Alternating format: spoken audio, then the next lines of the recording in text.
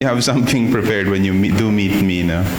My expectations is that you know these items, but you might not know the exact specifics. But your job is to make sure it's specific as possible. So last 2 weeks ago, we discussed what we think we should be focusing on, and it's not just about the year 2020, which is, of course, we're not strat planning naman beyond 1 year yet, no. But we are preparing for not just 2020, but also the next decade. And these are some of the things that we already discussed. What I consider to be quite important. There are actually a few things that's on the horizon I think I want to mention. So these first two, I think they're related, but they're also different. So the culture is definitely all about interpersonal relationships, while employees' well-being is managerial. So the emphasis on the manager, what we should be doing to engender a competitive advantage. But in culture is the responsibility of the people. Part din yung managers doon, but their impact is less. So well-being, then yung intentional design natin, how to create competitive advantage out of our people. Which again, these are conversations we may have had, in the course, like 7 Habits, several other things, Happiness Advantage, but we're trying to operationalize these. And it's harder than we think, no? I've been trying to do that for the past 3 years with strengths, and it's very hard, no? The third item is actually part ng messaging natin as a company. I've asked marketing to actually spearhead this, and we're doing a lot of this actually by design as a company.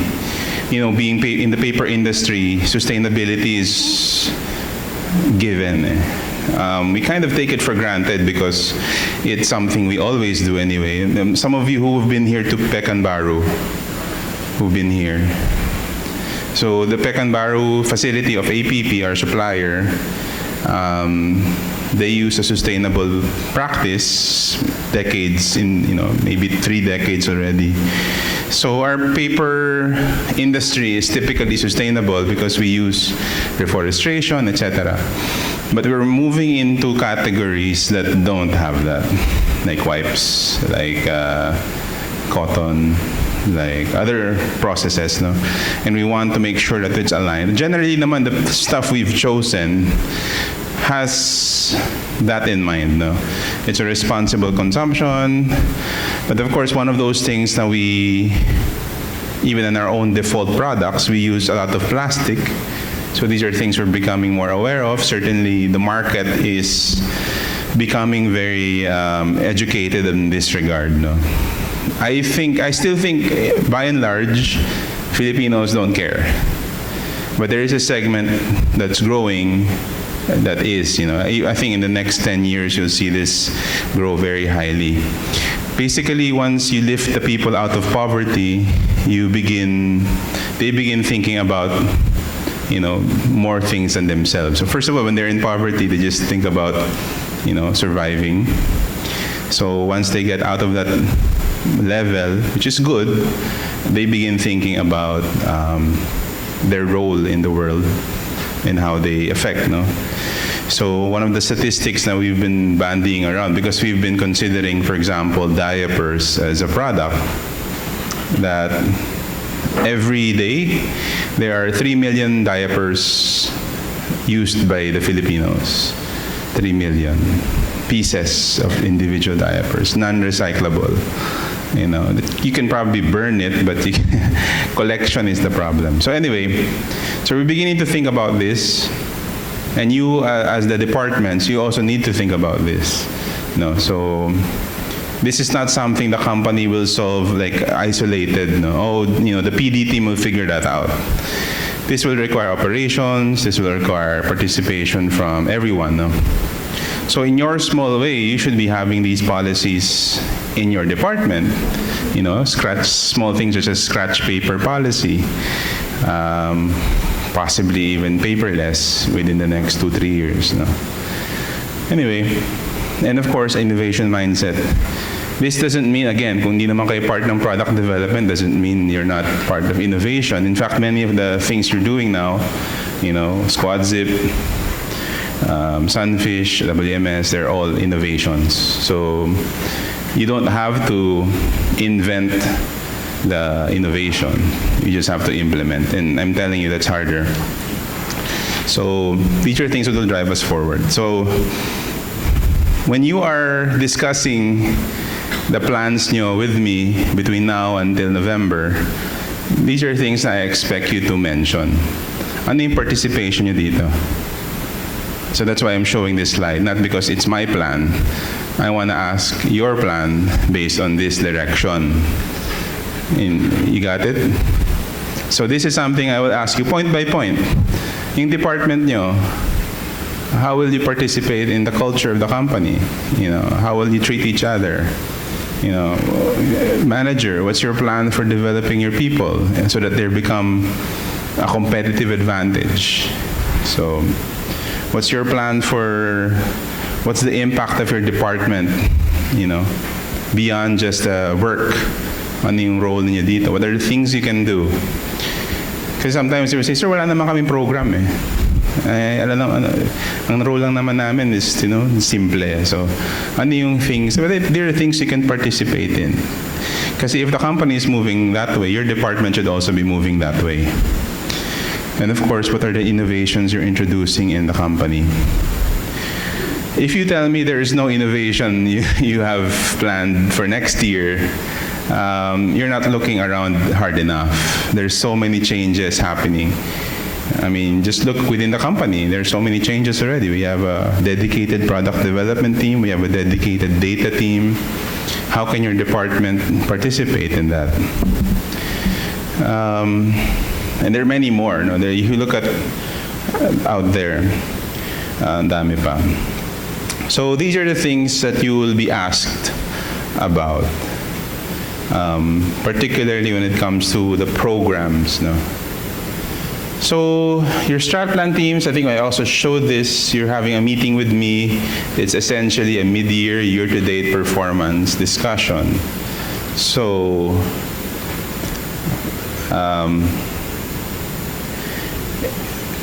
ano ba?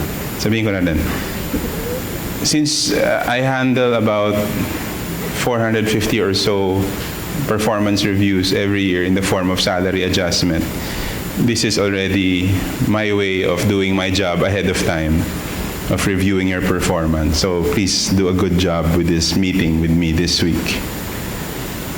And I will be talking about your department's purpose. You can make this as elaborate as you want. But ako naman, I'll be giving you one phrase on how I describe your department in my own words. And let's see how aligned we are. That simple phrase is just basically, I'm treating it as if we're a small business and ano yung inihingi ko from you, as an entrepreneur.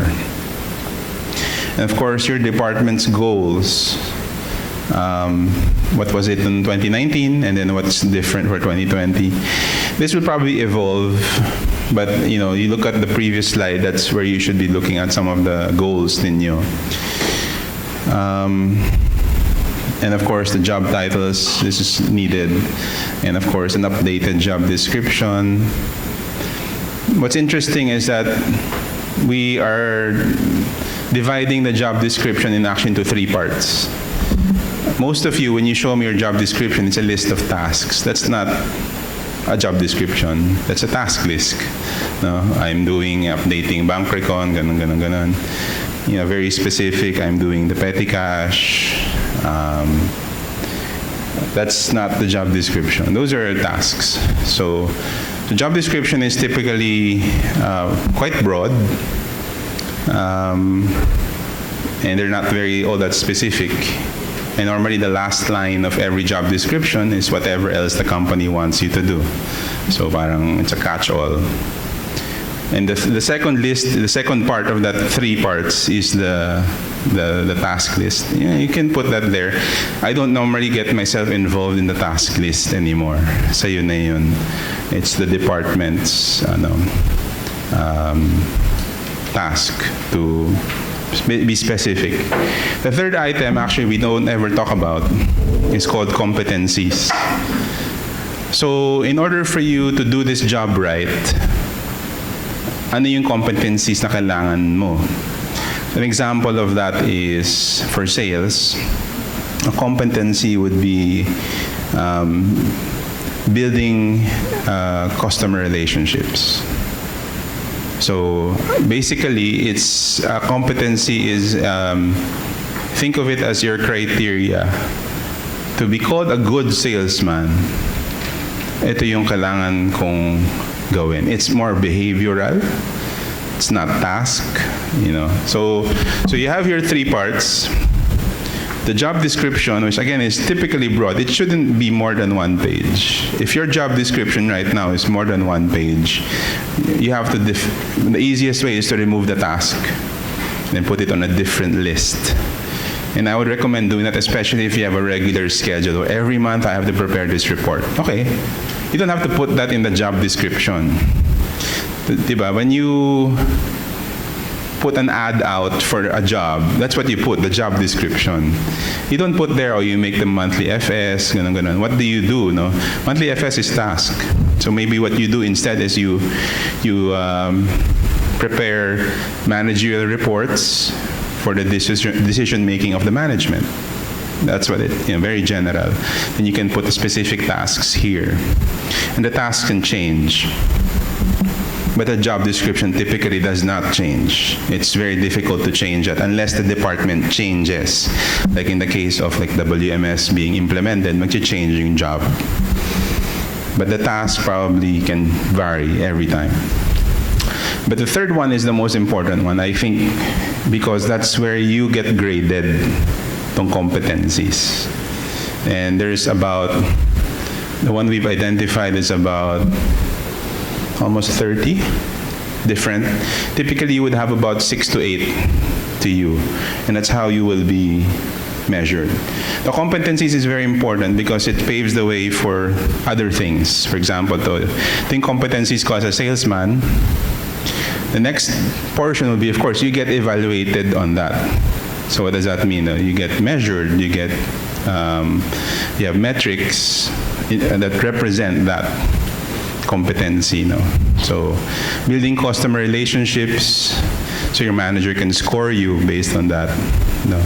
What's next after that? Diba?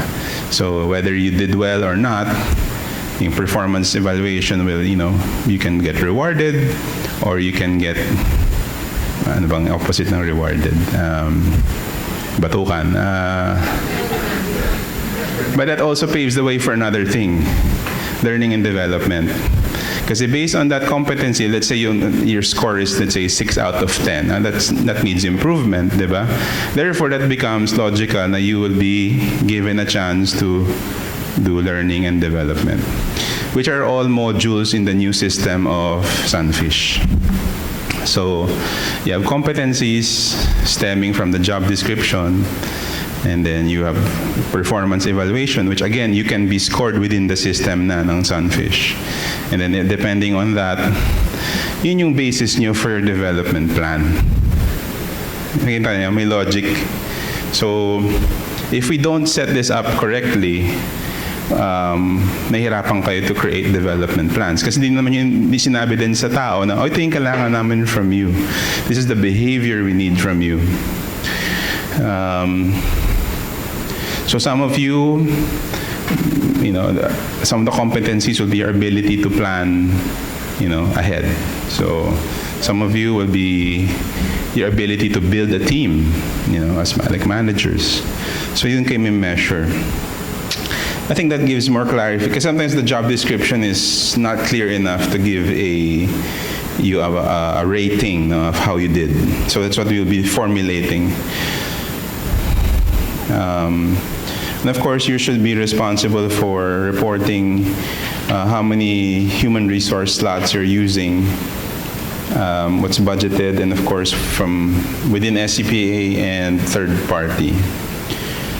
And some of you should correctly identify the slots that are also in use in the branch counterparts ninyo. So the ones I can think of, like CNC, finance, you need to identify also not just your Manila department slots, but also the ones in the branch. So yeah. So these are things that I'm expecting for you to be able to slowly provide for me. The sooner you can do it, much better. Again, this is your participation in the company, you know. All right, so before I move on, any questions about this? Dapat wala na kasi last time pinakita ko na to eh. I'm just making it more concrete now what we're discussing this week. Any question ba?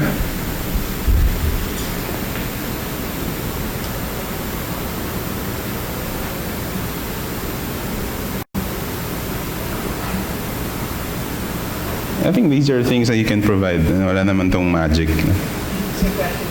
Yeah. First, sa job tayo, kanina ba yung although nagkasya naman isang one picture, kasama rin yung task process, although separated No. yung task. You can separate the task. Kasi the job description is generic eh. Almost generic siya. Should be specific enough so that it's identifiable. Na, oh, that's, you know, that's a warehouse man's job versus a checker's job. Ganun. So, I mean, of course, but typically kasi the problem is most of you create just a task list. Hindi yung job description. Most of you actually have a task list, which you confuse with job description. The job description kasi, the task list kasi changes. The problem with that is like the moment you move one task away from that person, parang sometimes they have a crisis of panic or depression. Di ko alam bakit inilis na sa akin yung part na yan. Kasi hindi na naintindihan, hindi naman yun yung point ng job nila. At that point in time, yun yung kailangan namin gawin.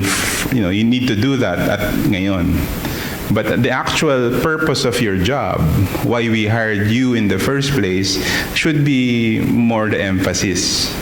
Diba? Kaya nga sabi ko yung sa department purpose, I'm only gonna give you one phrase eh, how I describe your department. And that department's purpose dictates anong jobs ang meron kayo. Diba? So if the department's purpose changes, the jobs also change. Diba? And the tasks also change. But parang think of it as like a hierarchy. So you have here like the pinaka-strategic level, like purpose.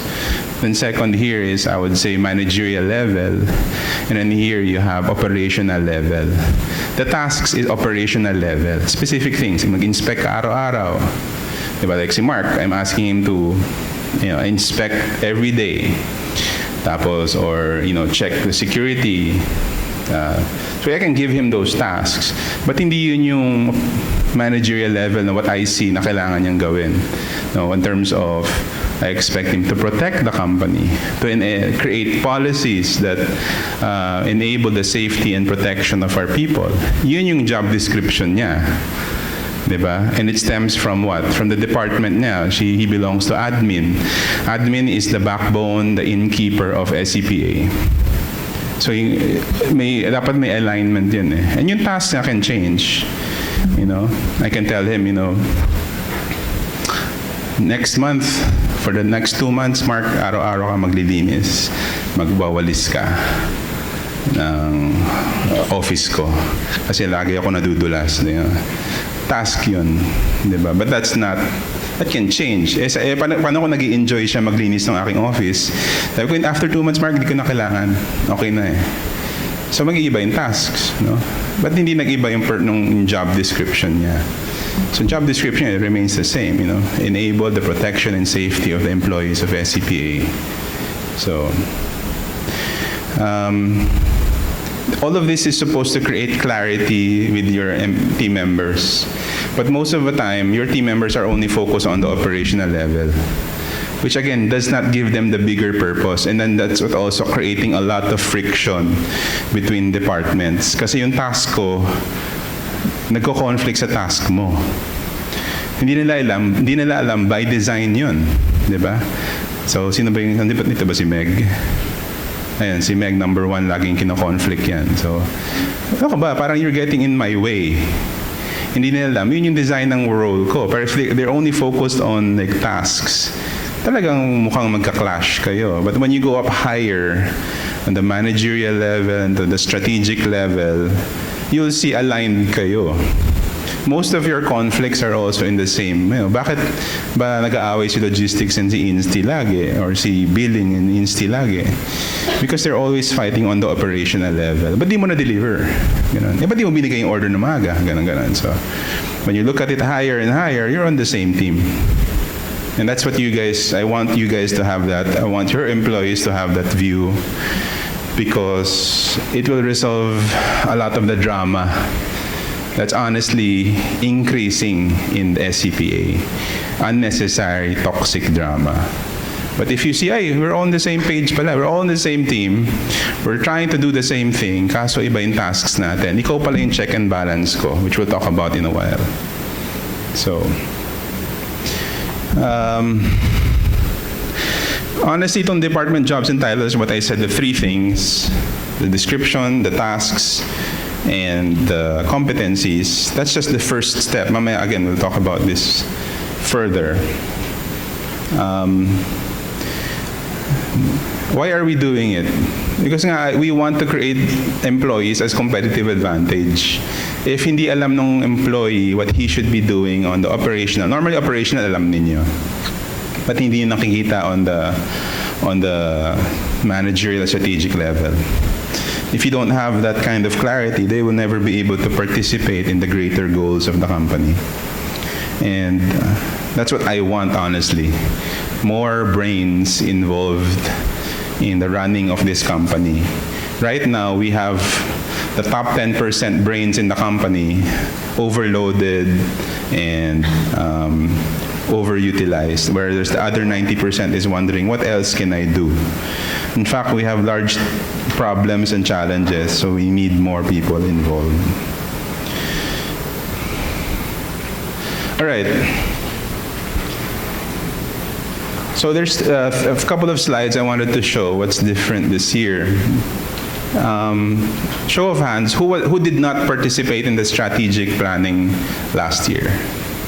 Sino hindi? Raise your hands high. So, most of you, si Jane, nag-participate ka na ba? Tama, okay. So these are things that are different. This one is for the zone 2, more in the sales. No? This slide is more for the sales. So there should be an expectation that is different from last year. Last year we just create your usual forecast. This year, for zone 1, I'm asking for a more scientific approach to forecasting.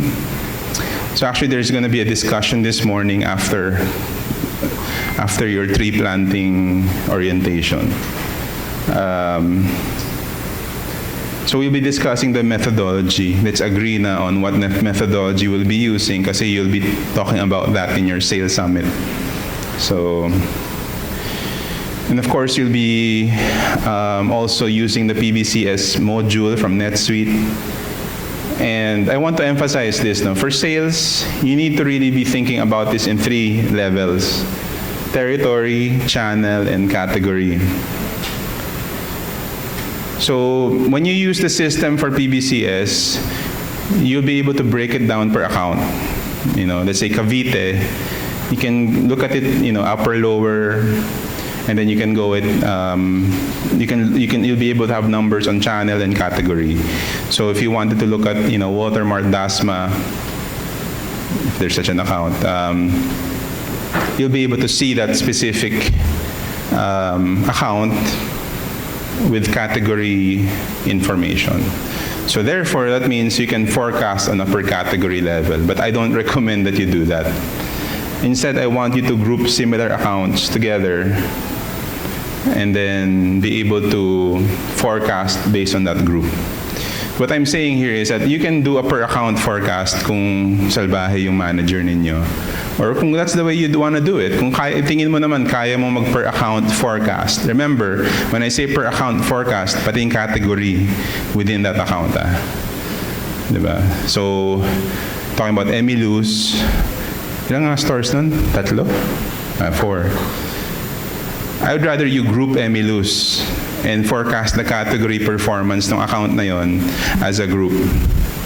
Na kung gusto nyo, pwede rin naman yung i-forecast yun by store. You're welcome to do that, sure. But then you come to me, sir, ang hirap ng strat planning. Siyempre, mali yung pagkagawa ninyo. Hindi naman yun ang hiningi ko. I want you to group them by similar behavior. Lalo na sa Gentrade. Now, sa national accounts, you should be able to do it by store, honestly. Kaya yon by store. They generally behave the same way. So, but the key account manager can also group, no? In fact, the accounts themselves group it already, no? So Pure Gold would have like, oh, this is the aspirational, this is the middle, this is the low end, you know. So Robinsons does the same. So you can also group.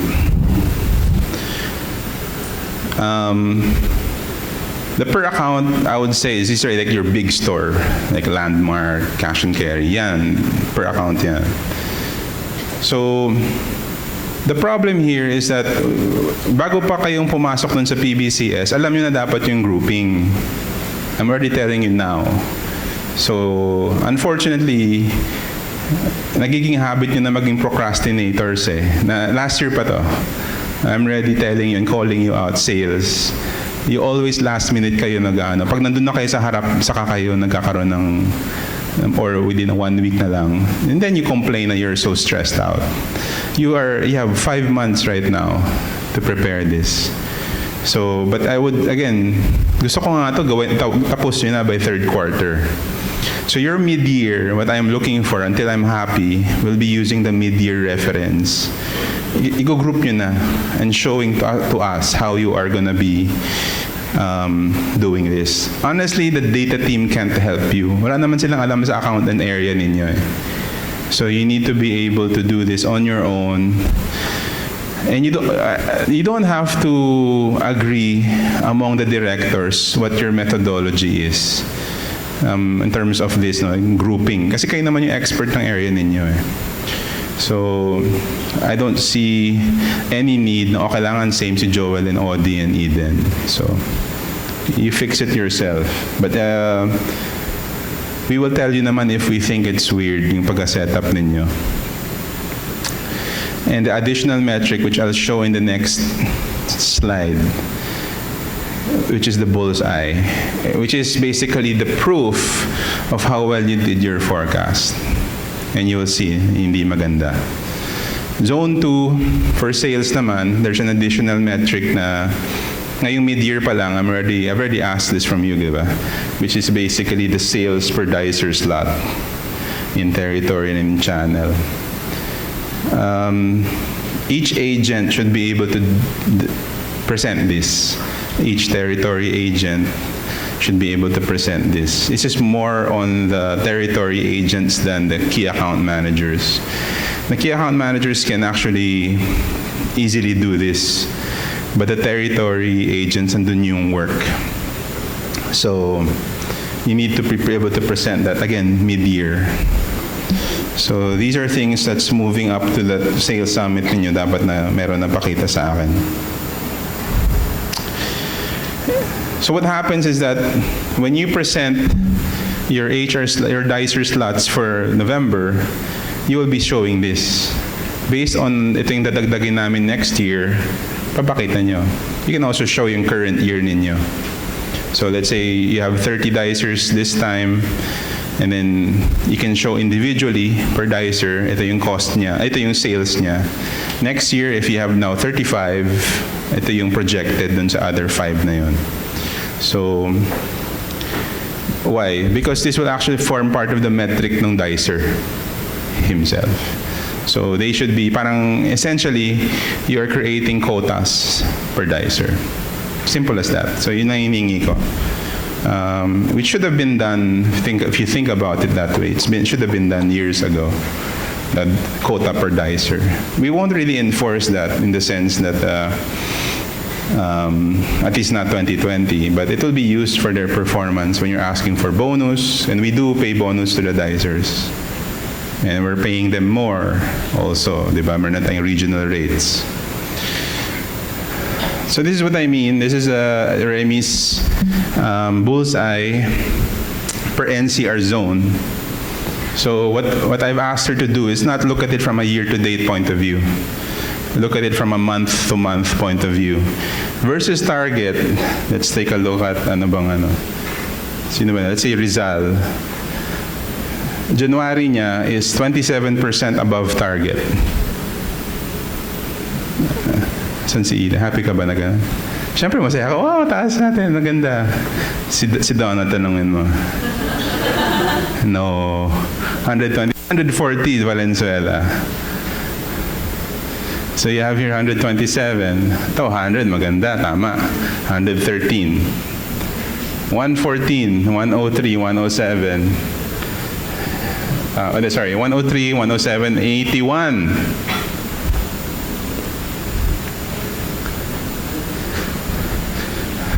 Almost everybody is like that. And you look at June. June is like, oh, lahat 80, 80, 90. But PLM is okay, they're above. Remember, only the red ones ang naka-bullseye.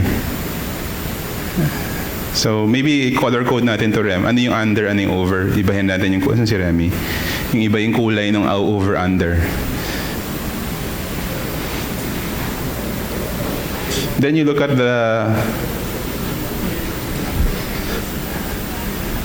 this is the year to date, which actually does not give you does not show you the problem of your forecast. Kasi, generally 95, okay lang. 102, okay. But then you have these variability. 114 on the high side, 83 for Manila on the low side versus target. So this is something that you should correct. Kasi what I want you to look at is, ano ba talaga yung pattern ng January ko, February ko, March ko, April ko, May ko, June ko. So, I'm not looking for the justification. I'm looking for a normalization of your forecast so that it's easier for your stakeholders, to prepare themselves. No wonder they just figure out on their own. No wonder they don't want to talk to you about your forecast. Kasi kahit kayo, ayaw nyo pag-usapan eh. Laki na kayo sinasabihin, adjust nyo nga yung forecast niyo. It never happens. I think the 2020 program ng sales will be based on bullseye. Naman, I keep changing the commission programs. So the quality of your forecast will matter just as much as you hitting that forecast. Now, of course, I'm happy that they're high, but your stakeholders are not. So why should we reward you? No, if not everybody on your stakeholder list is happy with your performance. So tama lang na we put a spotlight on this, and I think it's time we do. Now, the bullseye, I'm willing to be more generous in the way I define bullseye. I'm willing to say 95 to 105 even, for the purpose of your programs. But for the purpose of your stakeholders, and they'll still not be happy with that kind of range. So, in that whole 6 months, in all the zones, only 4 were bullseye. So, I wonder if I use, let's say, the 95 to 105 range, how much is still outside that? I would say this is quite a lot pa din. We need to already address this. And this is hopefully will make you take your forecasting more seriously. Okay? Kasi we took it seriously noong November, but apparently masyado pa rin malaki yung variability.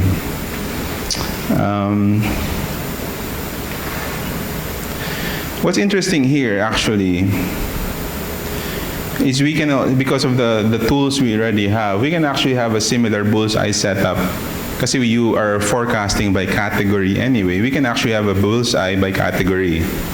So you can say, sir, actually, pag tinignan mo, pag sa new products, pangit yung bullseye ko. Hindi ko naman alam yung mangyayari. Pero sir, pag tinignan mo siguro yung aking usual stocks, na usual products natin, maganda yung bullseye ko. So hindi ko lang na-predict mabuti yung new products. Ang galing kasi ng product development, ang dami nilang pinapasok. So, ganun. Pwede. So, we can look at it by tissue products, by non-tissue, by specific non-tissue category, if you like. We have that capability already. So, that is why you're forecasting by category, di ba? Sabi ko, the three elements, territory, channel, category. So, by far, the most important one, I think, is the category. So, having said that, maybe we can have that, Rem. Can we show like a tissue, non-tissue bullseye? Let's see. Baka same din, ilan lang pula. Tingnan natin. Anyway. So do you understand the concern here? And then, I was talking about this with a few groups already. Sabi ko, the sales forecast kasi, what's the second thing that happens after a sales forecast? It's a production forecast. Diba? Or for the purpose of purchasing, it's an order forecast. They order wipes based on this. In production, they produce, production and MCD, they also order based on this. So there are two, it branches out in two processes. The production forecast, which results in an MCD forecast, diba? Then we have here purchasing forecast, which results in an order forecast to our finished goods supplier, XBS, China, wipes, cotton, etc. So what's the next step after that? It's a finance forecast. Like how much cash will we need for these months based on the order? Based on which is also based on the sales forecast. So that's already the realm of finance team. So they will be concerned, ang dami natin kailangan i-order, no? Specifically on a specific month, let's say, January or February. After that, what's next? Collection targets. And then what's after collection targets? You go back to the circle of life. We can say cash forecast or sales forecast. So I hope you see, and last year we did not emphasize this, that there has to be alignment, no? So it's not just about how much sales, we have to see what it affects. It affects MCD and purchasing forecast and production scheduling. It affects cash forecasting and for finance. It also affects collection targets. Now, generally, like collection targets are always doing well, so hindi nagiging issue pa masyado. But we are embarking on a number of large projects for next year, which requires a lot of cash. So mas magiging tight tayo. So we will know, like, how much should we get from the bank?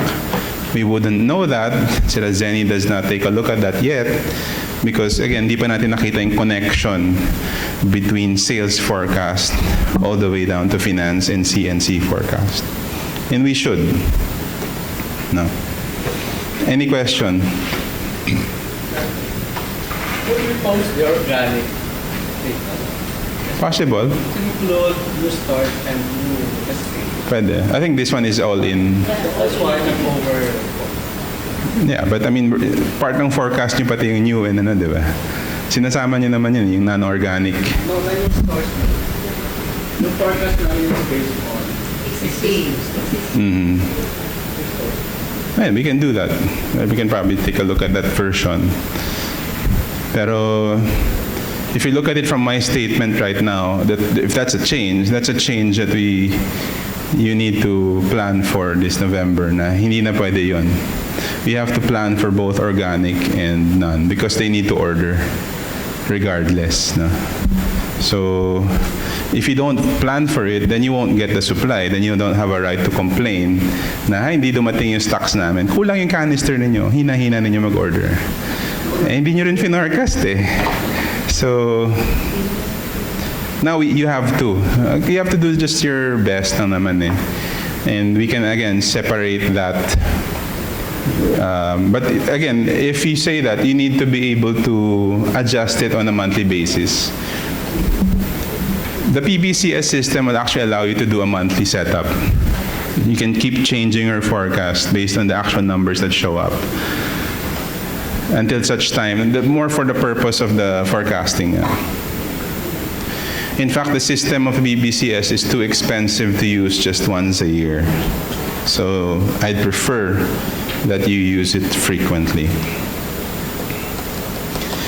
Now this is more for the office-based group. So what's different this year for Zone 2, and this is really your only, hindi naman kayo involved sa Zone 1 pa masyado. Pero based on what I said, the people who are going to be consolidating Zone 1 for sales, I'll be requiring a production forecast, I'll be requiring an order forecast for both MCD and purchasing, which will also require a finance forecast, which will require a collection target. So, may participation na rin yung ibang departments sa Zone 1, but more after the Zone 1 presentation. All right. So the departments, compliance system. We identified 3 parts ng Zone 2, right? That's compliance, which are the legalities and things we need to do to perform business. Compliance. These are like non-negotiables. And of course, the system is like the common things that we all use as employees. So such as, using leaves, using benefits, petty cash, liquidating, requesting orders, etc. So you will only need to plan. You will need to have a larger point of view when you're identified as the owner of a compliance or system. So here we will see if you are the owner of the system or compliance, you will most likely need to work with other departments. So, kasi you will collect what they have said in terms of, ito yung kailangan naming bond paper. Ganun. So, therefore, ito yung order ko ng bond paper for next year. So, kasi ikaw yung owner. But you issue it out to the users.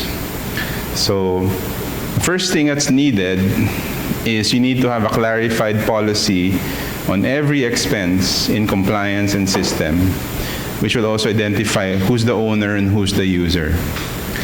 So the owners actually is the one who is monitoring the item in question. For example, a lot of these are like people like HR. They're the one responsible for counting all the slots of the department. So they can be considered the owner. But the user are the departments themselves. Ito yung how much. So it's HR who will be collecting all of that info and presenting it. But you will also need to know, exactly how much you requested from HR. So the policy tends to be variable. The way I define policies is that they should be flexible. So, it's not going to prescribe just one thing. So policies are meant to guide managers in deciding what to do. So they tend to be variable. So in the case like this, depending on the number of slots. For example, simple thing has Christmas party budget or team building budget. It will not be the same for every department. It will be variable based on the number of employee slots involved. So kung 8 people kayo in a department, ito yung budget nyo. Kung 4 lang kayo, ito yung budget ninyo. Most policies should be structured in that way, na hindi siya prescriptive na you only do one thing. So, and of course, the policy should indicate checks and balance. What does this mean? If I am the user, who inspects my work? So in this case, like if I'm asking for the slots, HR should be looking at your utilization of those slots. I also consider that within the department, the manager should be also checking and balancing this, or it can be both. In the case of expenses, like purchasing will take a lot of the burden for there'll be the owners, no, for a lot of your office supplies. So the users should expect that the purchasing team will be a check and balance, no? But dumami yung in-order mo, ganun. So bakit ang dami yung ginagamit? So we need to integrate the check and balance into the org design. No? So what you'll see when I take a look at like yung kanina, diba, the job description, task list, and competencies, it should take into account that it's more than your manager who is checking your work. We're more interconnected na, no? So you get salespeople being reviewed by the finance team kasi based on their liquidation. Kasi owner yung liquidation ng finance, user ang sales. So you can expect to get some feedback as a check and balance from the finance team, no? Even though you're sales. So maraming ganyan, no? So they have a lot of these setting up these. Actually, some of them can be, part of a metric. But what I want lang is that these should be clearer, no? Some of those relationships have already been established, but hindi lang siya walang teeth, no? So hindi nagkakaroon ng real compliance on the part ng user particularly. Typically, the owner should act as the check and balance. Of course, we have other forms of check and balances such as auditors and data team, but primary is the check and balance yung owner. But many of you are, again, by definition of compliance and system, many of you are users, and only a few are the owners. This was what was missing last year, because last year, and this should work in your advantage as well. Because last year, I expected every department to budget for every expense. Ngayon, you only need to talk to the owner. Ito yung kailangan namin. Kaso, same as sales, no? May bullseye din kayo. Bakit lampas-lampas yung hinihingi mo? Or, you don't really use naman lahat ng hiningi mo. Then next year, I have to adjust your forecast. But ito, in terms of expense kayo. So for example, you requested, maraming to like somebody requests a construction cost of, 100,000 for what I believe to be only a 40,000 peso project. So instead of me, the president, telling you na mali yan, somebody else should be also looking at that, which is typically the people who are the owner of that system. Typically, I would say purchasing, or again, we identify nga sino yun. I would say the heavy list of the system would involve purchasing, HR, and finance. So, yeah. So it will be those departments who you have to work with, because they'll be the one to show me the consolidated. Kayo, you can show me the individual per department na numbers, pero I will take a look at the consolidated numbers also. Any questions on that item? This policy, identifying owners and users and checks and balance. So this was what was missing last year.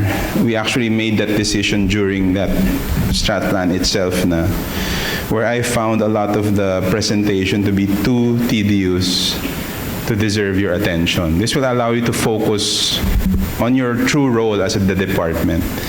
So I don't think it's, unless you're purchasing, I don't think it's your true role, for example, to monitor your paper photocopying expenses. It's too tedious. But as long as we have a correct policy, so meaning may accountability kayo. It doesn't mean we're not looking at, if you're wasting your your paper budget, you can hear from the owners, hey, why are you, what are you doing with the items na yan?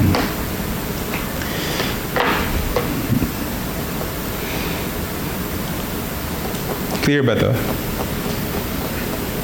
This should allow you to focus less on the compliance and system, unless you're the owner, and focus more on the programs. And another thing here is you have to have clear approvals, particularly for sales and marketing expenses. This is more on the program, actually. But this mid-year, I'll be requesting that you show me your current calendar versus utilized. And Meg, you should be assisting with this, no? Some of the expenses of sales and marketing actually are being moved into a system level. Tingnan natin. And I would prefer that for compliance and system, that this is done before Q3 ends. So because these are predictable and typically very low variability. So if we're talking about consumption of paper, bond paper, I don't think there's seasonality to bond paper use. Meron ba? Mas madami ba kayo pag Q3, Q4? How much ball pens are being used? So I don't think there's enough variability. So you can, whatever numbers you have by mid-year, you can probably already extrapolate all the way to end of 2020. So kumbaga, that's one thing done already. And maganda nito is the owners can already just focus on presenting it on November. Pagtapos na by Q3. So this week, not next month, no, this week, some of these discussions identifying na who the owners are. So, and then the owners will begin in turn meeting with you to ask you, how much bang ganito? So, ibang kailangan mo, etc. So, like tomorrow, HR is presenting the slots for Manila. I'm requesting that some of you who are interested, makikita nyo ilan yung current utilization. You should be aware, actually. Just because you're the user does not mean you're not aware. You're definitely accountable for that. It's just that hindi kayo yung nagbabudget for it. Zone 2, programs. So ito. So this one, ownership should be clear. So whoever proposed or was mandated to take on the project. So there was some issue here na sino ba yung may-ari ng WMS project? Kasi nagtuturuan sila. Sino ba yung nag-request? Si warehousing. To be fair, it wasn't Davey. So at that time. Kaya later I think we should clarify this, no? So sa future, you'll definitely be accountable for, especially kung ikaw yung nag-propose ng program na yun. So, if you tell me, sir, hindi naman ako yung nag-propose yun, ikaw eh. Ikaw, hindi nagkakaintindihan ng sabihin ng delegation. So, you probably were given the chance to disagree with me then, pero, so you already missed it, so you follow. So it doesn't matter who mandated it. You were the employee, you should follow. Pero normally naman, we give you a chance to tell, sir, there's a better idea, whatever. Then you should have spoken up at that time. Programs, you should focus on the highest point of contribution for the department. So you're looking for specific and targeted items now where the department can get the most bang for your buck. Now last year, there were a number of programs which hindi talaga clear how that would benefit the company. So some of the programs would be like, sir, meron akong vacation incentive. Anong sabihin niyan? Sir, papadala mo ako ng vacation. Hindi yan mag-contribute sa department or sa company. That's a wish list. Hindi yan program. Now, you can tell me, based on performances, ito yung pwede namin gustong makuha. But again, these are things we need to agree on. Now, what's in it for me to approve that? Diba? Typically, I'm looking for stuff that the company will benefit from. You know, so some of that can be folded under employee initiatives, etc. Ganon. But you have to make a case na ma-approve yan. So, especially this year, talagang baka mapahiya kayo kasi I will really tell you na hindi siya approved in front of everyone. Kasi it seems like it's always in dispute. In-approve ba ito ni sir or not? No? Ngayon, I'll make it clear. It was my mistake last year. So the third thing I would say, one thing to make it, to how to make a good program is identify the company's direction and you participate there. Now, even if you have a good program, but it does not align with what the company wants to do, then it might not be approved, no? Or I would tell you, I like the idea, but you already have enough programs, di nyo na kaya yan for next year. So some of the directions, though, I would say focus on employee development and their experience in the company, so which is we discussed this earlier. So I'll be looking for this, no? So some departments kasi, they may not have a lot in terms of innovation or what. Then sabi ko, then focus on the people. Diba? Mas maganda nga, you have only one thing to worry about is developing your people. Unfortunately, a lot of managers still spend a lot of time doing the job and not focusing on the people. I think I mentioned that managers should be spending minimum of what, 40% of their time working with people, talking about people, thinking about their people. Especially if you have a large department. Kasi you doing the job has a much less impact than you helping others do their job. So, unfortunately, I still see a lot of managers still focus on the task rather than the people. So it doesn't mean you're not focused on the task. You're helping the people perform it. Especially, let's say if you include, let's say, nationwide, 20 employees. The output of those 20 employees, hindi mo matatalo on your own. So meaning it's useless to focus on your task. But if you focus on those people, those 20 people, then they can probably do a better job and have more productivity. So that's what I want. So how will you participate in that? That's the program that you figure out. So a lot of you, like last year, said we'll be doing a lot of visits in the branches, which I like, which are mostly approved, no? So the visits are gonna help them align to the standards of the company. But many of you, when you went to the branch in this first half, I would have preferred na meron na kayong material na iiwan doon.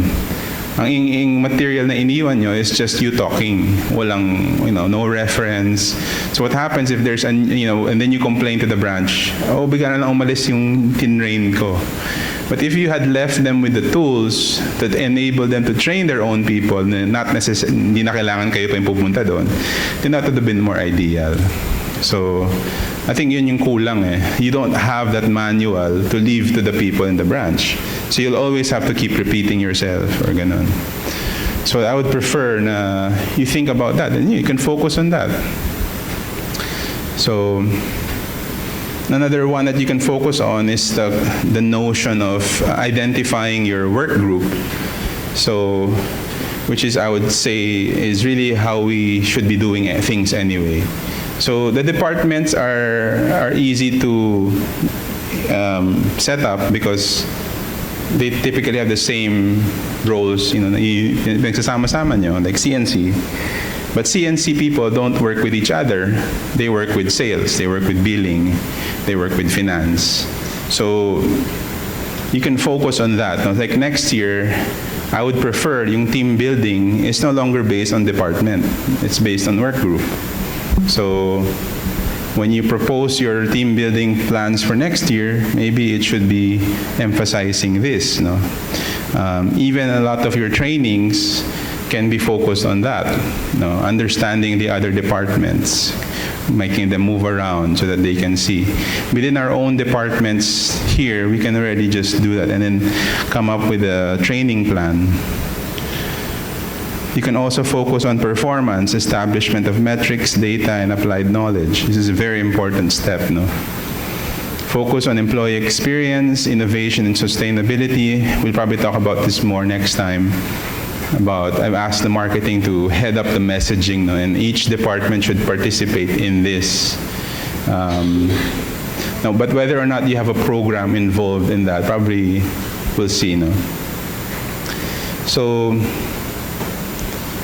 when you create programs, this is, of course, you also include here like sales promotions, marketing programs, marketing calendar, software, maybe that's related to innovation, all these other things. Like one of the major items for next year, I believe, is automation.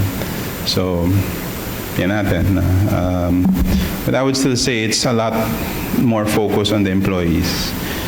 But again, every department should identify what programs that they have. And of course, be clear about how you will be, what resources will you need. Now, a lot of these actually may not be expensive at all, but it's time consuming.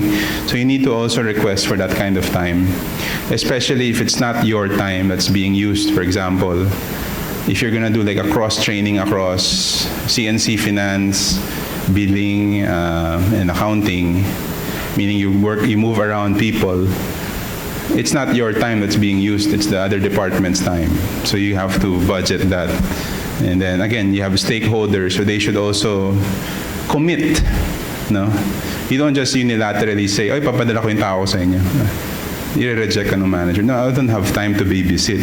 Pero kung nagkaroon ng discussion, no, this is part of the strategic planning, part ng goal ng company natin, which you, by the way, my fellow manager, should participate with me. No? So, magkakaroon tayo ng discussion and approval na officially na time is going to be used up for this. So,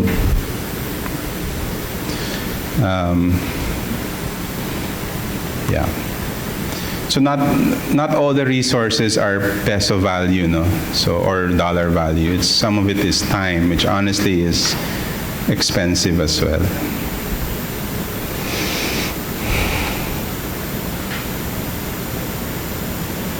Any questions?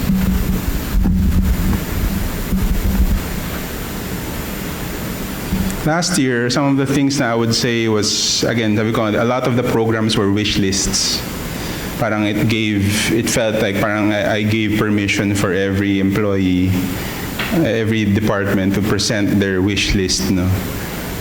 Which I encouraged naman, because I wanted to hear what what you wanted. But you have to align it to what the goals of the company are.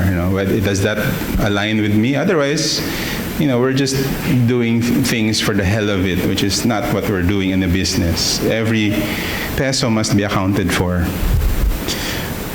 But sometimes, some interests diverge, which is good. So, yeah.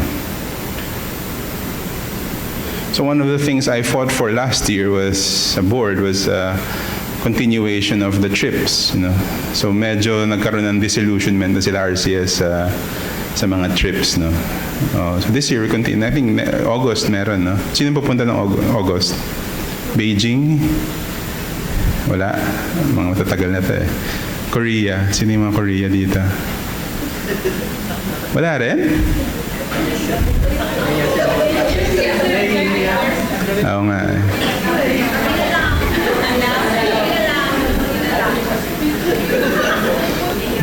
Ni-request mo kasi ito eh.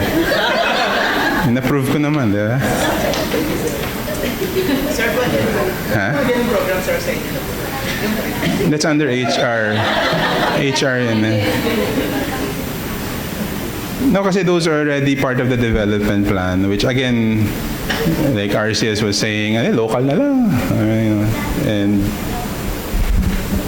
sabi ko, tsaka dati sabi ko, I really don't want to send you to Hong Kong anymore. First of all, you can probably afford it yourself. And most of you have been there. And sabi ko, yung someplace na most of you will not pay for, like Beijing, India. I was about to say that. India. I wouldn't pay to go to India. I mean, so yung mga obvious, actually even Korea is like, everybody wants to go to Korea. So parang why would we have to send you there? I would rather send you to places na may hirapan kayo to purchase. Like, I would say Japan. Mahirap kasi sa Japan kasi ang hirap yung guide system, ang hirap eh. So, I think Hong Kong was good at the time, but I think you've already outgrown that. So, I think Beijing is still a good one. So the low-hanging fruit are like Hong Kong, Taiwan, Singapore. Kayang-kaya ng you can easily already budget for that. Those are typically under either admin or HR. So right now it's under admin with IME. So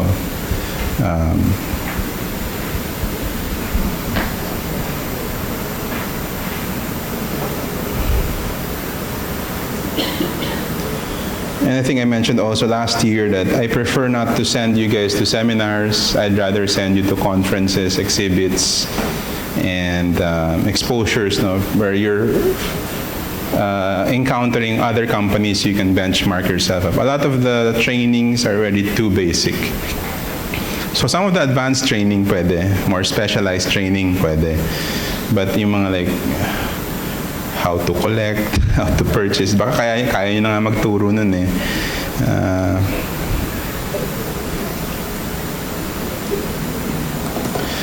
Any questions so far sa programs? So this is what I'm requesting for. So compliance and system and programs. So I think content, what you should be presenting. And of course, zone 1 for sales is yung forecasting ninyo.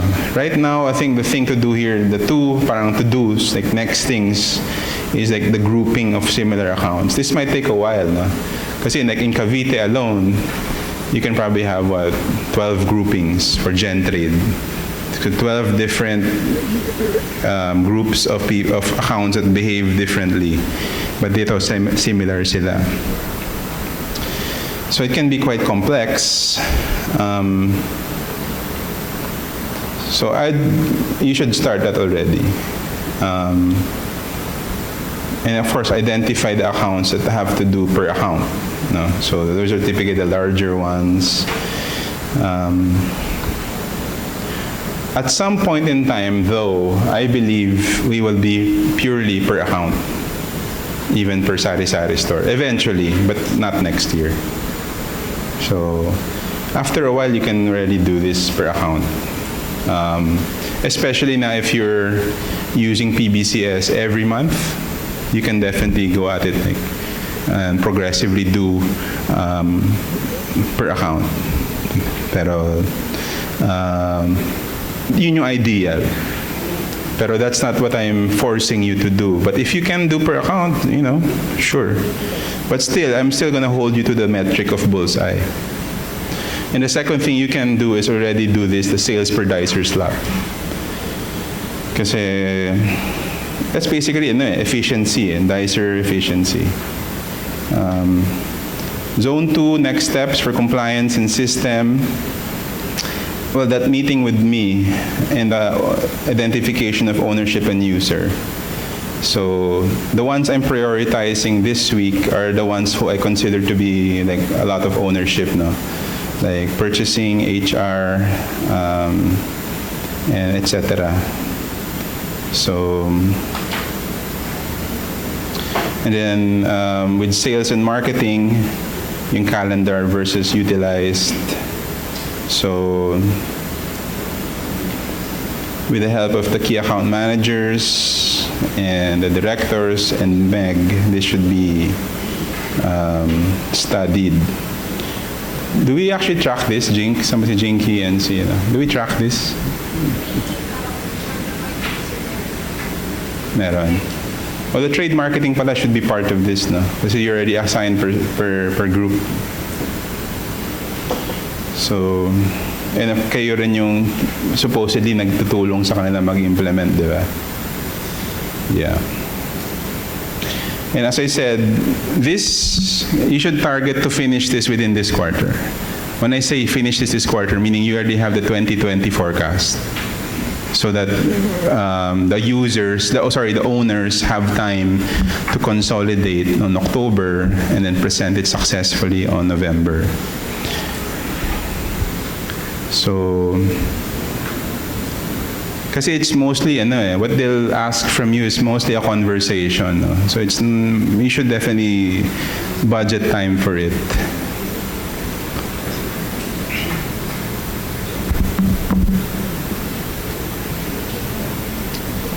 The last item, next steps for programs.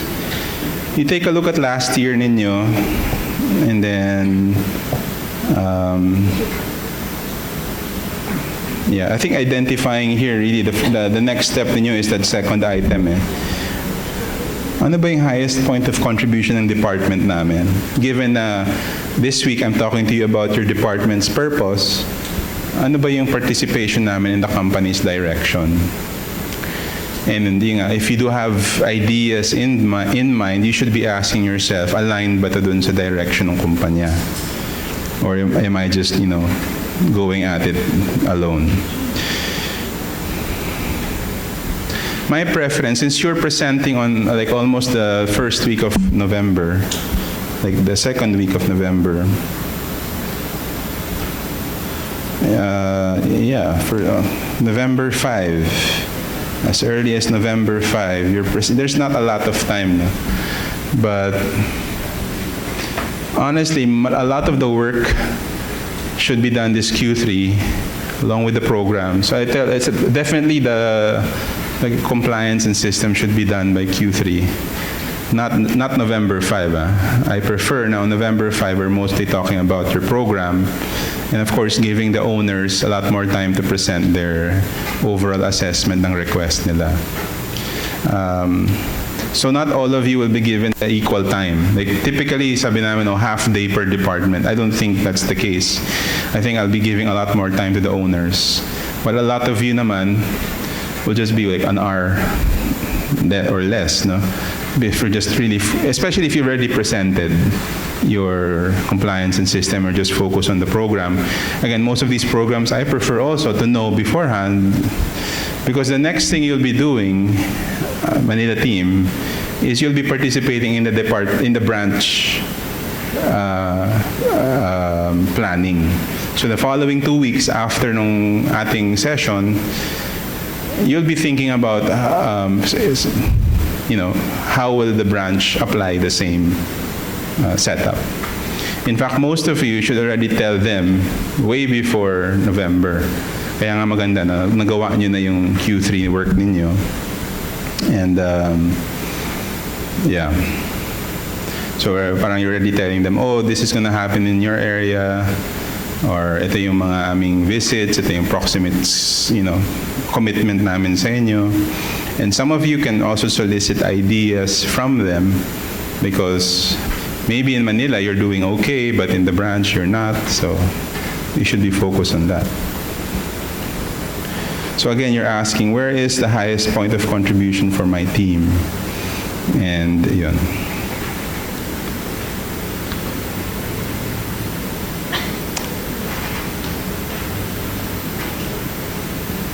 So yun yung next steps. So I'm identifying per slide what's the next steps. No? So this week, again, we'll be meeting with me, and actually the additional agenda natin dyan is the creation of the discussion of the KPI. So again, this is also aligns with what we need to do for Sunfish, but these are things I think overdue. The KPI,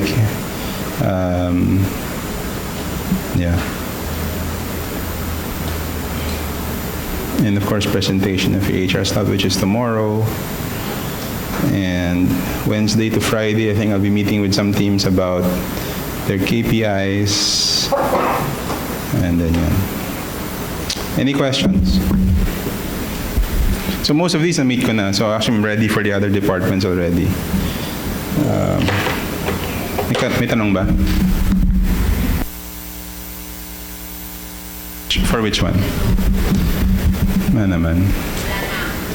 Kasi you're not gonna be expected to, unless you're the owner. Sa inyo meron pa rin kayo. Kasi basically Excel lang naman to eh. Oh, we don't have to wait for data. No, I don't think so. It was one of format to provide. Yeah, basically they give you the FS, yung parts that you're involved in. So it's similar to that pa rin. You're itemizing. It's itemization. So, but there's, I don't think we're experts enough to be able to give you a format. So, and most of, like, for example, di naman kayo owner, you're really just setting up meetings with the owner. For example, you're telling HR, ito yung kailangan namin. So, you're telling them how many slots, when. So, you're identifying what quarter you need them. So, may third-party requirements ba kayo? So, but when you talk to them, sana may sagot na kayo. So, ideally, these meetings are quick. Sabi mo, I need 8 Ecolab agents. Focus on yan. Yun lang. Sabi ni HR, kinausap mo na ba si Sir Nelson? Kinausap mo na ba si Ma'am Lea? Oh, yes. Ito yung nagriyan namin. Tapos. Ang problema is kung during the meeting, which, guys, I've heard this from them already. No? Ay, hindi ko alam. Wala akong oras pag-isipan yun eh. Or minsan tatawagin niya yung kanyang second in command. O, ikaw nga ikaw nga mag-forecast ng ilang tao kailangan natin. Teka, ikaw yung manager eh. Ikaw dapat yung expert. You need to carve out time for this. So your participation is being observed and measured and appreciated by me. Last year, I recognized 3 departments, three groups that had done very well, and I gave them 60,000 worth of extra team building funds per. So, pwede na pang Boracay na yun, pwede na pang Palawan. So if you did well, if you participated well, I think wala akong binigay sa Manila eh. Kasi marami sa inyo pasaway. You were given a lot of the we gave you like 4 deadlines and very few passed. So, anyway. I think, yeah, I recognized marketing, pero mataas na kasi yung expense yun, so hindi ko na kayo binigyan ng extra na. And the fact na na-approve lahat yun na yun, di ba? So, well, this year, let's see, no? I want to give more of that. Kasi nga, yung team building budget nyo, boring yan eh. So, yun lang yan eh.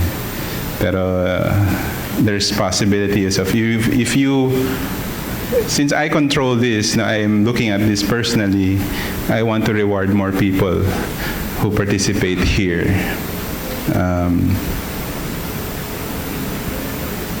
Yeah, I think last year, marketing did well. So, this year, let's see. Any questions? Yeah. Sir, regarding the HR structure, do we need to have it approved by you before No. This is what you need. Sila when they present it. But they will typically tell me already. Actually, ang mas concern ko sa HR slots is the second half of 2019, hindi pa nga yung 2020. Kasi honestly, ang dami nating openings. So, you can start by just talking about the 2019, what you need now. And then you can already plan based on like next year, what do you think you need? Many of you also were able to show the SCPA team need. You need this many SCPA team regularize, but you did not show third party. So, which some of you still do. Yeah.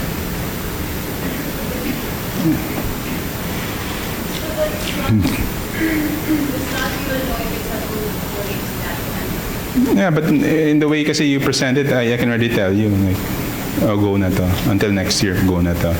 The earlier you get that signal, better. No? So, kasi again, especially nga the compliance and system, and HR slots is a system. If you can already have like, present it logically to us, and you can really lock it down. So you don't have one less thing to worry about. So you're focused more on program. So, and even the programs, you can already have pre-approved, especially marketing, kasi you're gonna talk to the branch people pa. So you don't want to show that on November 5. So last year naman, you showed it to me like mid-October, which is perfect. Ang question ko lang before we do that is like, versus your plan, how did we do ngayong mid-year?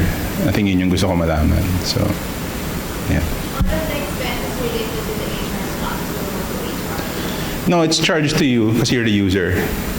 Kaya the salary, cost, etc. Not like the equipment. Yeah. Yung mga... Dedicate to them, like yung laptop or yung computer, but automatically sila yung That's asset management. So that's not HR. So we'll identify the owners. Yun yung kakausapin niya. So it can be purchasing, it can be the asset management, can be IT.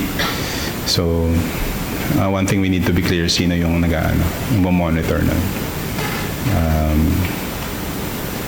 So yun, you don't have to worry about finding out ano ba yung cost ng laptop ngayon. So the owner will be the one to figure out. Basta ang kailangan mo 3 for 2020. Ganun. Kasi right now, paiba-iba rin yung value. So you would have branches who requested for a 25,000 peso desktop. Meron pa ba tayong mabibiling 25,000 pesos na desktop? Siguro yung mga... Puro 56,000 na yung mga natin. Yung mamahal na ng PC natin. 56.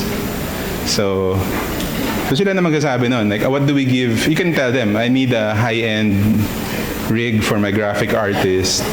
So obviously, hindi yun 56,000. That'd be more like 120. Then you have, laptops. Ano ba? So, ayun. Sir, question to that. Sir, so since kami yung sa purchasing, yung budget nila kami ba? No. So, budget nila yun. Kayo lang mag-monitor. So, Kaya wala naman price ng yes. kayo mag-figure out, actually. Tama. So you know better, but you tell them, ano ba kailangan nyo? Ano ba yan, mga Macs or mga PC? So nasa budget namin. It will be costed to you. By then. Yes. Pero kayo naman kasi, basta in-approve ko yun, and yung setup na yun. Sila tatanong, ba't ang mahal-mahal ang binibili mo? Hindi na kayo. So, unless, ito sabi ni Ma'am Lea, bibilihin ganun. So, ayun. So, it can be, basically putting the expertise on the people who have the expertise, So, yeah. Kaya nga, this part, again, you shouldn't take too long. And it's more like, isipin nyo, ano ba kailangan ko lang? Sino kakausapin ko dito? And then, we'll probably announce who the owners are within the week, some of them bit by bit. And then yun ang mga kailangan nyong kausapin.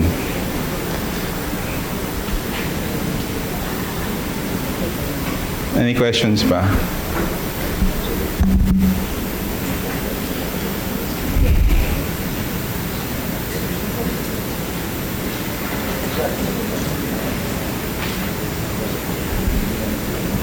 Nothing else? All good? So this week, I'll be focusing on meeting, I think, purchasing, HR, production MCD, some of the admins. And then I'll be, giving time for a few others if I have. Today, I think the methodology of the sales market study is this morning. This afternoon, I think we have to have discussion on the WMS, a few of the things. But I think after na nung session ni Adrian. All right, there's nothing else. So last year kasi I allowed the data team to be the one to follow up the deadline sa inyo. This year ako yung mag-follow up. So I will know if you've been late. Alam ko naman din last year. Ayoko lang kayo pahiyain. Pero ngayon wala.